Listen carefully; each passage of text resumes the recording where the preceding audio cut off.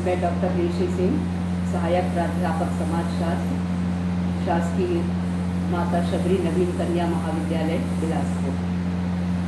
मुझे आज आपको एमए समाजशास्त्र के 4th सेमेस्टर के पहले पेपर के पहले यूनिट के पहले चैप्टर के बारे में बात करनी है। ये चैप्टर है समाजशास्त्रीय परिप्रेक्ष्य, इसका अर्थ, परिभाषा और विशेषताएं। समाजशास्त्र का एक विज्ञान के होने के नाते अंतिम उद्देश्य अपनी अध्ययन वस्तु को समझकर उसके बारे में नियमों की तरह प्रस्तावनाएं बनाना और फिर सिद्धांत का निर्माण करना है। तो इसलिए इस हेतु कुछ परिप्रेक्ष्यों का विकास किया गया ताकि यथासंभव घटनाओं को यथार्थ रूप में समझा जा सके। जहाँ तक परिप्रेक्ष्य के अर्थ की बात है, इसका अर्थ है नजरिया या दृष्टिकोण। किसी भी वस्तु, घटना या परिस्थिति को ऊपर से नीचे तक देखना और उस वस्तु स्थिति के बारे में प्रकट या अप्रकट मान्यताओं को सामने लाना, जो कि वैज्ञानिक अध्ययन का आधार बनता है।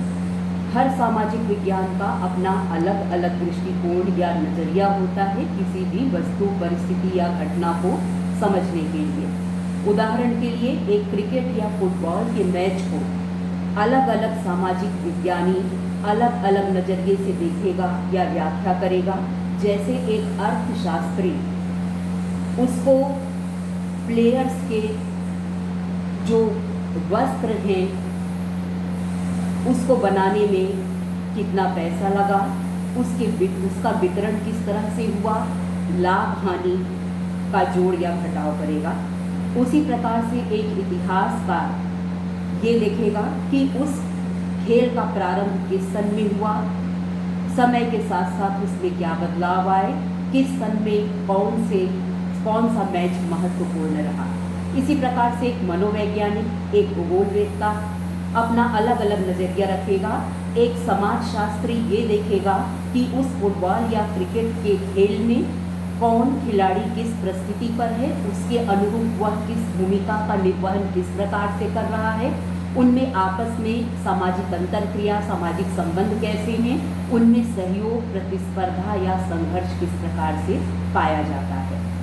बी भूषण ने डिक्शनरी ऑफ सोशियोलॉजी में परिप्रेक्ष्य को परिभाषित करते हुए कहा कि मूल्यों, विश्वासों, मनोवृत्तियों एवं अर्थों के लिए प्रयुक्त शब्द, जो कि व्यक्तियों को परिस्थिति को देखने हेतु एक रूपरेखा एवं दृष्टि प्रदान करता है, परिप्रेक्ष्य कहलाता है। फेडरिको का ये कहना है कि एक समाजशास्त्री का व्यक्तियों के अध्ययन का परिप्रेक्ष्य इस बात पर आधारित है कि व्यक्ति को समाज से अलग करना असंभव है। विभिन्न मात्रा में, विभिन्न अंशों में सभी व्यक्ति एक दूसरे पर आश्रित हैं। समाजशास्त्रियों का मत है कि समूहों और सदस्यों को समझने हेतु सामाजिक अंतरक्रिया के ताने बाने को समझना जरूरी है। और इसलिए बेट्स का ये कहना है कि समाजशास्त्री विशेषतः उस व्यवहार में रुचि लेता है जो व्यक्तियों को परस्पर जोड़ता है। ऐसा व्यवहार इस प्रकार विकसित होता है, वह कैसे संरचित होता है और व्यवहारात्मक परिवर्तन को कौन सी शक्तियाँ प्रोत्साहन देती हैं या उसमें बाधा पहुंचाती हैं, ये कुछ ऐसे प्रश्न हैं जिसमें समाजशास्त्री रुचि लेता है। तो इस प्रकार से समाजशास्त्र के अध्ययन वस्तु में वह सभी बातें आ जाती हैं जो कि मानव से संबंधित हैं। फेडरिको का ये कहना है कि समाजशास्त्री उन प्रतिमानों को ढूंढने का प्रयास करता है जिनसे व्यक्ति एक दूसरे के साथ जुड़े हुए होते हैं या संरचनाओं, प्रकारों और समूहों में परिवर्तन का अध्ययन वस्तुनिष्ठ रूप से वह करता है। कुछ विद्वान परिप्रेक्ष्य और उपागम को एक मानते हैं, वास्तव में ये दोनों एक ही हैं। समाजशास्त्र में विभिन्न परिस्थितियों, प्रक्रियाओं और चरों का अध्ययन अनेक परिप्रेक्ष्यों के द्वारा किया जाता है और प्रत्येक परिप्रेक्ष्य उस विशिष्ट समस्या के किसी विशेष पहलू पर अधिक बल देता है जिसका कि उसके द्वारा अध्ययन किया जा रहा है। जो समाजशास्त्रीय परिप्रेक्ष्य है उसके एलवुड ने 5 प्रमुख प्रकारों का वर्णन किया है, जिसमें पहला है मानव शास्त्रीय या तुलनात्मक परिप्रेक्ष्य, दूसरा ऐतिहासिक परिप्रेक्ष्य, तीसरा सर्वेक्षण परिप्रेक्ष्य, चौथा निगमन परिप्रेक्ष्य और पांचवा दार्शनिक परिप्रेक्ष्य। लेकिन प्रमुख रूप से समाजशास्त्री परिप्रेक्ष्य को हम 2 भागों में बांट सकते हैं, एक वैज्ञानिक परिप्रेक्ष्य और दूसरा मानवतावादी परिप्रेक्ष्य। वैज्ञानिक परिप्रेक्ष्य जिसके समर्थक जन्मदाता समाजशास्त्र के जन्मदाता अगस्त कॉम्टे रहे, वो इसके प्रमुख समर्थक हैं।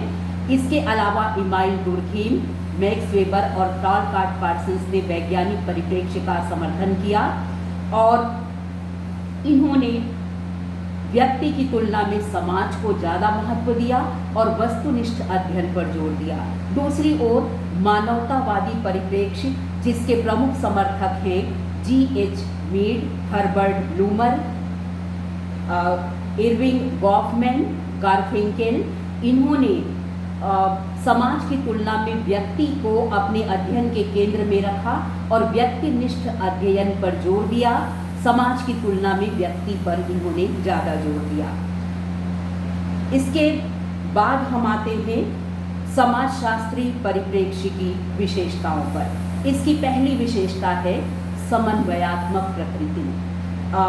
समाजशास्त्री परिप्रेक्ष्य समन्वित अध्ययनों पर बल देते हैं।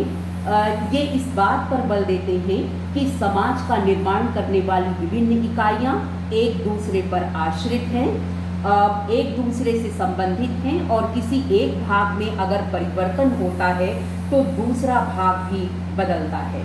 इसके अलावा विद्वानों ने समन्वयात्मक अध्ययन पर बल दिया और इसका उदाहरण आप बता सकते हैं व्यक्तित्व की समस्या। जैसे कि व्यक्तित्व की समस्या को संघर्ष सिद्धांतकारों ने उभारा, स्वरूपात्मक संप्रदाय ने और अधिक गंभीरता से परखा और सामाजिक व्यवहारवाद की प्रतीकात्मक अंतःक्रिया और सामाजिक क्रियावादी सिद्धांतकारों द्वारा उसका पूर्ण अध्ययन किया गया और प्रकार्यवादियों ने इसी समस्या का पुनः जांच कार्य प्रारंभ किया। इसी प्रकार से समन्वयात्मक अध्ययन का दूसरा उदाहरण है टालकार्ट पार्सन्स का क्रिया सिद्धांत, जिसमें इन्होंने डुर्खीम, विल्फ्रेड पेरेटो, मैक्स वेबर के क्रिया सिद्धांतों का एक अपूर्व समन्वय किया। तो इसकी पहली विशेषता है समन्वयात्मक प्रकृति। दूसरी विशेषता है वैज्ञानिक प्रकृति।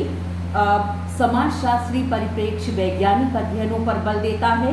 इसकी सहायता से हम सामाजिक यथार्थता के बारे में जानकारी प्राप्त कर सकते हैं। तीसरा है वस्तुनिष्ठता। समाजशास्त्री परिप्रेक्ष्य समाजशास्त्री को निष्पक्ष और वस्तुनिष्ठ रूप से अध्ययन करने में सहायता देते हैं। ऑब्जेक्टिविटी या वस्तुनिष्ठता का तात्पर्य है पक्षपात रहित होकर अध्ययन करना।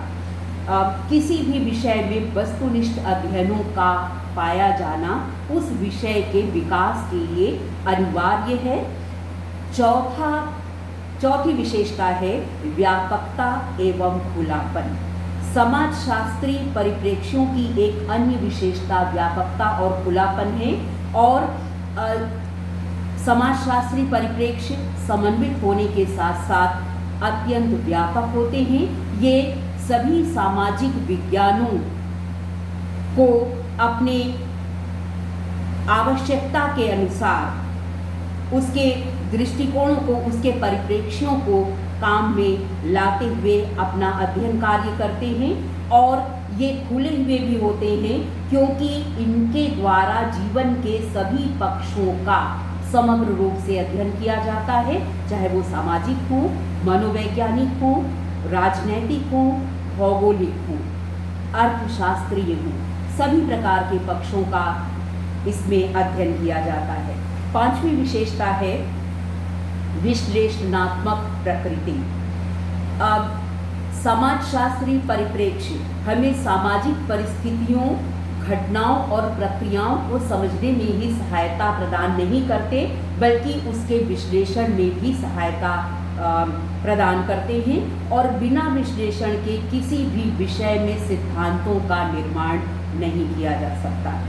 छठवीं विशेषता है कार्य कारण संबंधों पर बल। समाजशास्त्री परिप्रेक्ष्यों की प्रकृति कारणात्मक होती है और ये इस बात पर जोर देता है कि कोई भी कार्य बिना किसी कारण के घटित नहीं होता। हर घटना के पीछे कोई न कोई कारण अवश्य होता है, तो उस घटना के कारणों का पता लगाकर वह समस्या के मूल में जाने का प्रयास करता है और सामाजिक घटनाओं के कारणों और परिणामों का अध्ययन करता है।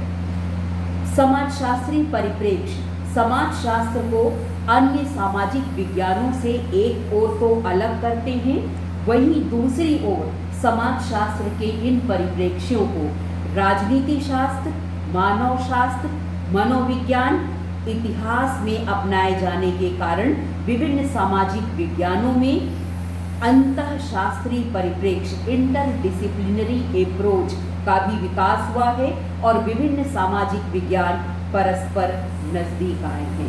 तो इस प्रकार समाजशास्त्री परिप्रेक्ष्य हमें समाजशास्त्र की विषय वस्तु को एक विशिष्ट दृष्टिकोण लेकर संरचनाओं, प्रकारों और समूहों में परिवर्तन का अध्ययन करके उसको समझने का प्रयास करता है